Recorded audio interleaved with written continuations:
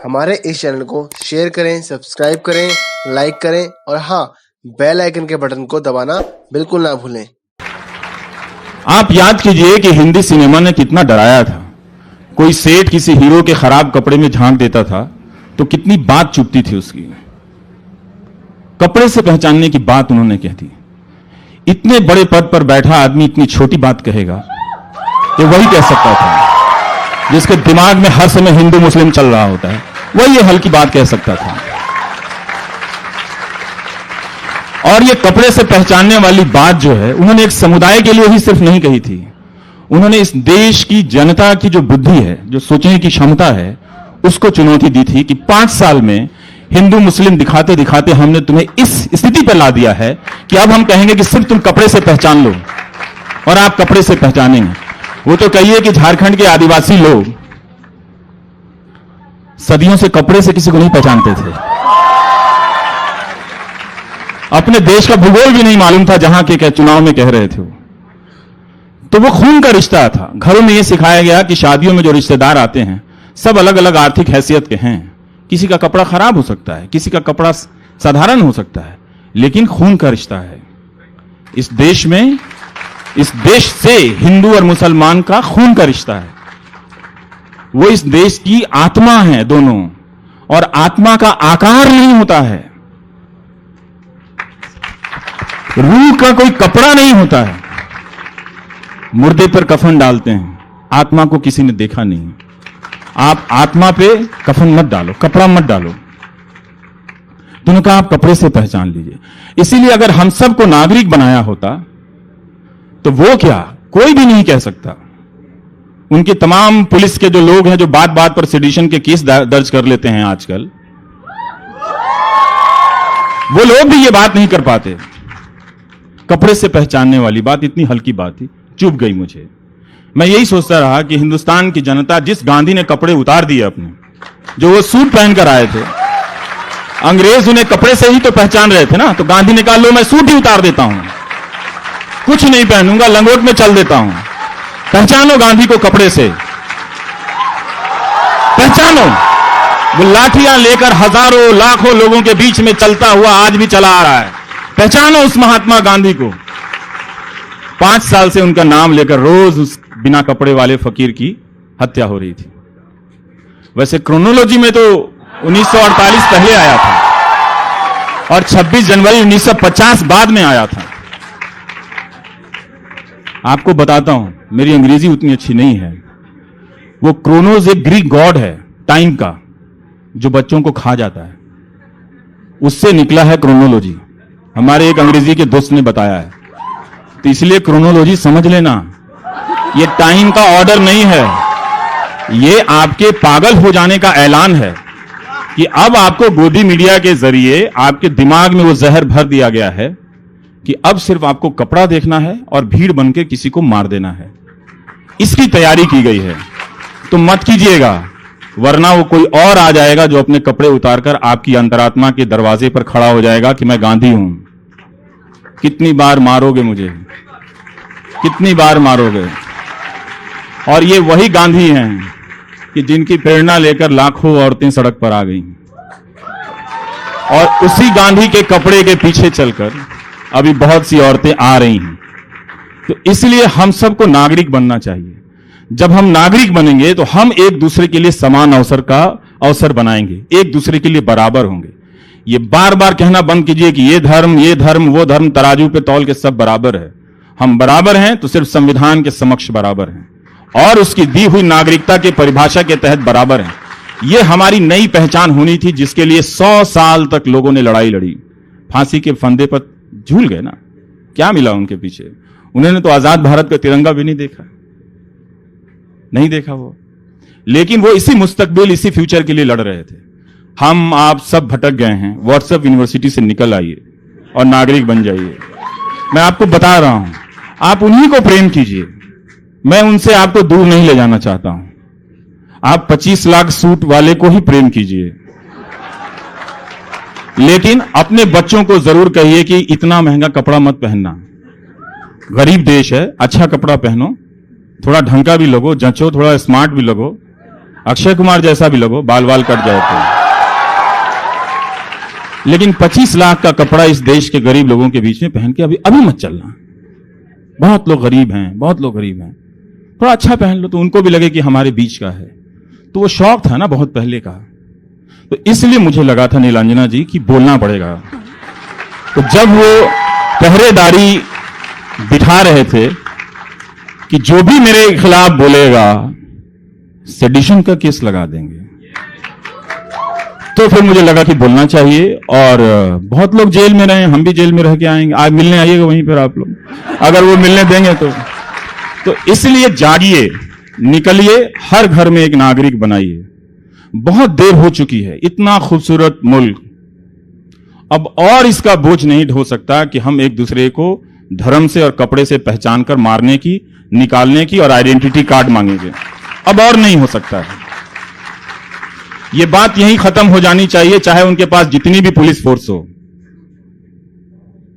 Police force अंग्रेजों के पास भी तो बहुत थी ना, उनके पास भी बहुत थी। लोग 10-10 साल जेल में रहे। या फिर आप खुद से पूछिए कि उनको प्यार देने में आपने ऐसी कौन सी कमी कर दी कि आपको बांटने के लिए वो कपड़ा और कागज की बात कर रहे हैं। आप खुद से पूछिए कि आपने जब उनको वोट दिया, इतना प्यार दिया, तो वो कौन सा चीज था जो अपने पास रख लिया, वो भी दे देते आप उनको। तब वो रामलीला मैदान में गांधी जी का नाम लेकर झूठ नहीं बोलते, तब उस रामलीला मैदान के भाषण में 4-4, 5-5 झूठ नहीं बोलते। क्यों बोलना पड़ा उनको झूठ? उन्होंने इसका जवाब नहीं दिया। और जब वो अध्यक्ष बनते हैं, जेपी नड्डा साहब, उनके यहां जाते हैं कार्यक्रम में, अपने बीजेपी के कार्यकर्ताओं से देखिए क्या कहते हैं। बीजेपी के कार्यकर्ताओं से कहते हैं हमारे खिलाफ झूठ फैलाया जा रहा है।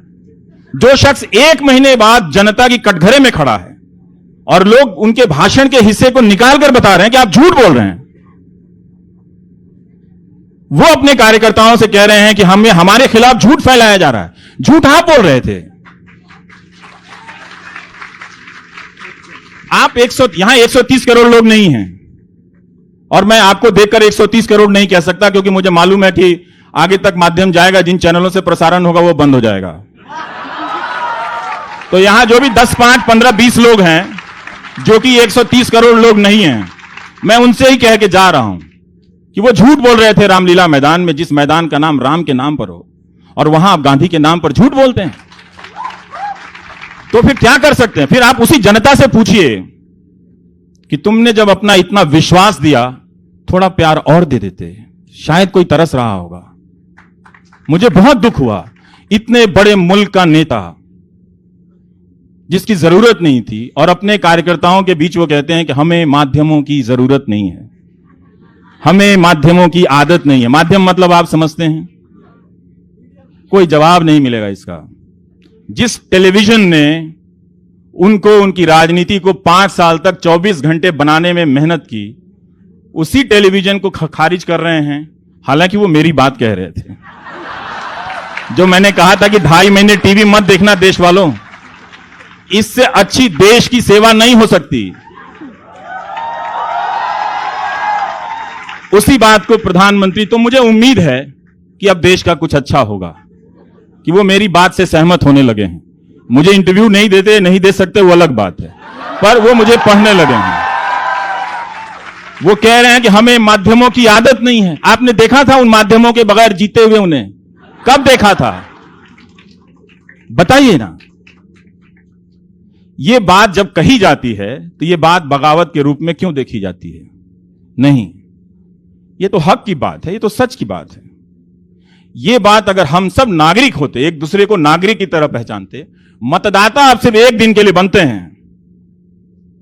जिस दिन पोलिंग बूथ से लौट आए, जिस वक्त आप मतदाता नहीं रहते, आप नागरिक होते हैं। तो आप 5 साल जो कार्यकाल होता है उसमें सिर्फ एक दिन की भूमिका, और इन्होंने टीवी के जरिए आपको 5 साल मतदाता बनाया। 5 साल, हर दिन 24 घंटे। तो इसलिए लगा कि मैं बोलूंगा। बहुत लोग बोल रहे थे, आप लोग भी बोल रही थी। ऐसी बात नहीं था कि बात नहीं थी कि मैं ही बोल रहा था। पर ये जो डर का जो एक पब्लिक ऑर्डर बना था, इस पब्लिक ऑर्डर को तोड़ना बहुत जरूरी था। हम लोग तो नहीं तोड़ पाए, तोड़ा तो इस देश की औरतों ने तोड़ा है। कि उनको पता है कि वो बोलना उनके लिए फंडामेंटल है। इसीलिए बोलने की आजादी की लड़ाई जो लड़ेंगे, हम मर्द नहीं लड़ेंगे, क्योंकि हमें घरों में सिखाया गया है दूसरों को चुप कराना, और वही आदत कुर्सी तक ले जाती है जहां बैठकर वो सिर्फ दूसरों को चुप कराने की भाषा बोलता है, और ये किसी एक नेता से संबंधित नहीं है। इसीलिए बोलने की जो लड़ाई है वो औरतों की लड़ाई है। इसलिए जब औरतें बोलेंगी तो पीछे पीछे चुप कराने वाले भी बोलने आएंगे। तो इसलिए असली अच्छे दिन अब आने वाले हैं।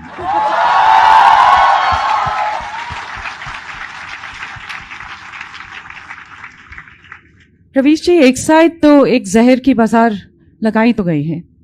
सुधीर चौधरी ने 2 दिन पहले ही कहा था, सुधीर चौधरी जी तो मशहूर है यहाँ पे और जी के नाम तो लगाए हैं तो उनके नाम तो लेना पड़ेगा। तो सुधीर चौधरी ने कहा था कि टुकड़े टुकड़े गैंग की ओनरशिप हुई लेबल ने की डिस्कवरी उन्होंने ही किया था, उन्होंने ही फैलाया था ये बात, जिसमें सच्चाई नहीं थी कि टुकड़े टुकड़े गैंग है ये देश में। तो एक साइड से ये जहर की बाजार, गोदी मीडिया और दिन ब दिन ये झूठ जो फैलाई जाती है ये चल रहा है, और ये हमारे देश में की देह में एक बुखार की जैसे चढ़ गई है। और दूसरे साइड से जहां पर भी हम जाते हैं, ये प्रोटेस्ट जो चल रही है 1 महीने के लिए, यहाँ पे 2 शब्द मैं बार बार सुनती हूँ, नागरिकता और आज़ादी। यहाँ पे एक जो लड़ाई है ये क्लेमिंग की लड़ाई है कि देश की आत्मा के लिए कौन जीतेगा। ये देखिए, जो टुकड़े टुकड़े गैंग का जो जुमला है वो एक ही जुमला नहीं है। कभी ये इस्तेमाल होता है, कभी अवार्ड वापसी गैंग इस्तेमाल होता है, बहुत तरह के गैंग का इस्तेमाल करते हैं। है गैंग 3 ही लोगों का, 2+1 एक दिन का जहाज है। जो खुद गैंग है वो दुनिया को गैंग के रूप में पहचाना, तो लगातार एक दुश्मन पहचानना है। लगातार कि एक पत्रकार बोल रहा है, एक लेखक बोल रहा है। आप भूल गए कि जब कलबुर्गी की हत्या हुई तो साहित्य अकादमी का काम था लेखक की हत्या पर शोक प्रस्ताव पास करना। जब नहीं हुआ तब लेखक परेशान हुए, क्या यह नहीं होना था? हमारा देश ऐसा कब से हो गया कि किसी की मृत्यु पर शोक नहीं मना रहा है? गौरी लंकेश की हत्या होती है तो प्रेस क्लब में जब लोग जमा थे तो ये एंकर लोग क्या भाषा का इस्तेमाल कर रहे थे? तो ये बांट रहे थे। लगातार वो मशीन चल रही थी बांटने की, और गांव गांव में उस व्हाट्सएप यूनिवर्सिटीज के जरिए आप सब लोग, सब जो चुप हो गए थे, उनके जहन पर एक तरह से अकल पर परतें चढ़ाई जा रही थी कि ये दुश्मन है। मुझे मेरे गांव में जाके लोगों ने कह दिया कि रवीश नहीं, इनका नाम रवीशुद्दीन है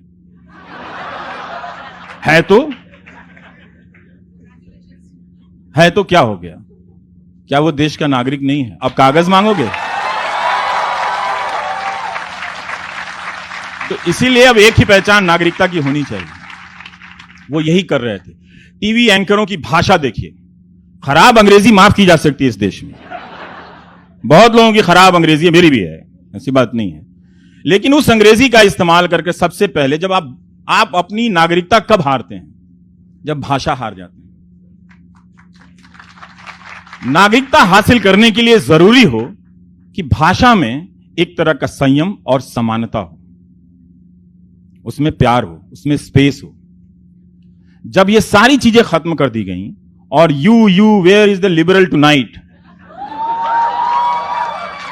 जिसका पता नहीं कि वो दिन में कहां रहता है, रात को आके वो लिबरल को खोजता रहता है।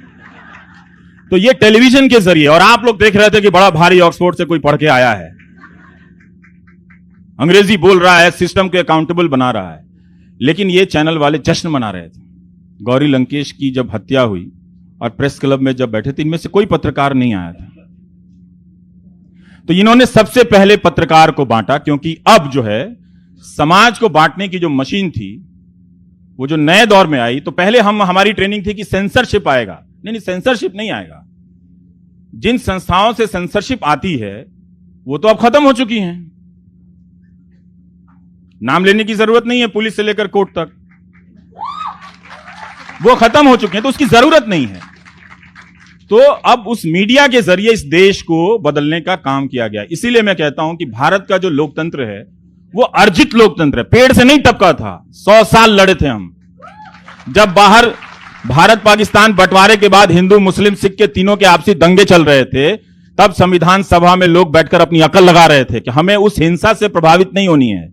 एक ऐसा संविधान बनाना है जो आगे चलकर लोगों के जहन पर तर्क को कायम करेगा। और ये एक ऐसी राजनीति बना रहे थे जो तर्क पर आपकी भावनाओं को कायम करे। इसीलिए 24 घंटा चला। और उसका नुकसान क्या हुआ? तो टेलीविजन के जरिए, और ये मैं मजाक में नहीं कहता हूं नीलांजना जी, टीवी ने इस देश की अर्जित जो मीडिया है, उस देश के अर्जित लोकतंत्र की हत्या करने की कोशिश की है। डेली सामने से सीने पे छुरा मारा है इन लोगों ने। और आज आप वोट के नशे में हैं, उनकी कुर्सी के नशे में हैं, रहिए, मुझे उससे कोई मतलब नहीं है। 10 साल बाद मेरी हर बात को पलट कर देखेंगे कि कोई कह रहा था कि सामने हत्यारा है और आप उसे गले लगा रहे थे। यह हुआ आपके देश में 800-900 चैनलों को लगाकर। तभी मैंने कहा था कि आप टीवी मत देखिए, इससे आसान तरीके से आप इस सरजमी की सेवा कर ही नहीं सकते थे। अपने घर में टीवी बंद करके शाम को पार्क में चले जाइए, डायबिटीज का भी समाधान हो जाएगा, बीपी का भी समाधान हो जाएगा, आप खुश नजर आएंगे। लेकिन टीवी ने आपको बीमार कर दिया, सूचनाएं गायब कर दी गई। वो इसलिए कर रहा था कि उससे ये कोशिश थी कि आपको सिटीजन नहीं बनने देना है, क्योंकि आप बन रहे थे और उस बनने की प्रक्रिया में चले थे। तभी तो रामलीला मैदान में तिरंगा लेकर गए थे ना, उसके पहले तो आप नहीं जाते थे। तो आप उस रास्ते पे चल रहे थे। तो नागरिकता की जो पहचान है वो एक दिन में 10 साल में नहीं हासिल होगी, बहुत जमाने लगेंगे उस पहचान को लाने में, जो हमने उसके लिए कभी मेहनत नहीं की। और उस मेहनत को खत्म करने के लिए, जनता को भीड़ में बदलने के लिए टीवी का इस्तेमाल किया गया। और इसीलिए आप कह रहे हैं कि जब उस भीड़ में औरतें बोलने लगी तो समझ में नहीं आया कि कैसे डील करें। तब वो कह रहे हैं हमें माध्यमों की जरूरत नहीं है। इसका मतलब है कि अब अक्षय कुमार इंटरव्यू नहीं करेंगे, प्रसून जोशी ये इंटरव्यू नहीं करेंगे कि ये फकीरी।